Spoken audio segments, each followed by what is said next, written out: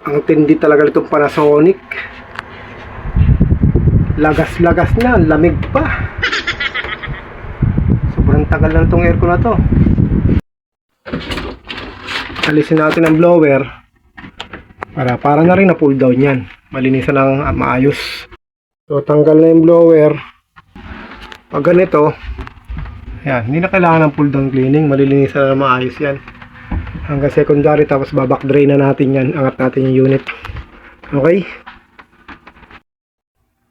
At sa control natin yan, ang balot dito tape, tapos saka pa may basahan para double safety tayo. Yan yung ating sa motor natin yan, may tape din yan para hindi pasukin ng tubig pag nag-spray tayo. Safety lang yan, basic lang pero malaking tulong. Okay, ready na sa paglilinis. Yan, may basahan pa, tapos may tape sa loob, may wash bag na. Okay, may buntot, ready for cleaning. And okay na yan, malinis na yan, hindi lang halata. Luma talaga, baklas na. Hanggang secondary, back drain, inangat na natin ang ating unit para sa likod matanggal ang dumi. Testing na to, pumapalo pa rin. Wow! Panasonic talaga.